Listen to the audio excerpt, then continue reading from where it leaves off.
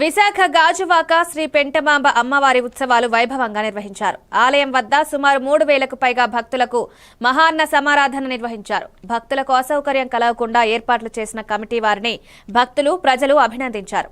ఈ కార్యక్రమంలో మాజీ ఎమ్మెల్యే తిప్పల నాగిరెడ్డి, ఆలయ చైర్మన్ నమ్మి గౌరీశ్వరరావు, కమిటీ అధ్యక్షులు గండేపల్లి షణ్ముఖ, కార్పొరేటర్ పుర్రె పూర్ణశ్రీ తదితరులు పాల్గొన్నారు.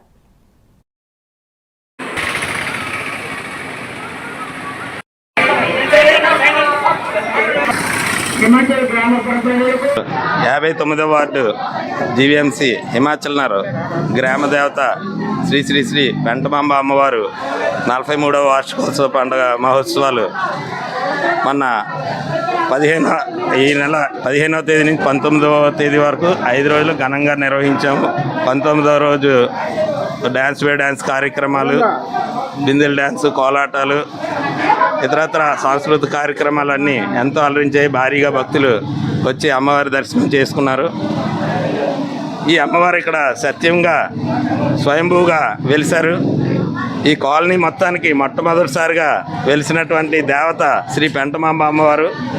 ఈ ప్రాంతంలో గతంలో చూస్తే ఇప్పుడున్నంత రోడ్లు అవి ఉండేవి కాదు.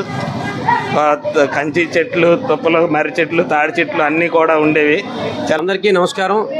మరి మా 59వ వార్డు హిమాచల్ నగర్లో గ్రామదేవత అయినటువంటి శ్రీ శ్రీ శ్రీ పెంటమాంబ అమ్మవారి 43వ వార్షికోత్సవ సందర్భంగా మరి మొన్న జరిగినటువంటి పండగ అయితేనేమి, మరి ఈరోజు జరుగుతున్నటువంటి అన్నదాన కార్యక్రమం చూస్తుంటే సుమారు మరి మన చైర్మన్ గారు 5000 మందికి ఏర్పాటు చేసామన్నారు. కానీ చూస్తుంటే ఇంకా ఎక్కువ మంది వచ్చేట్టుగా కనిపిస్తూ ఉంది.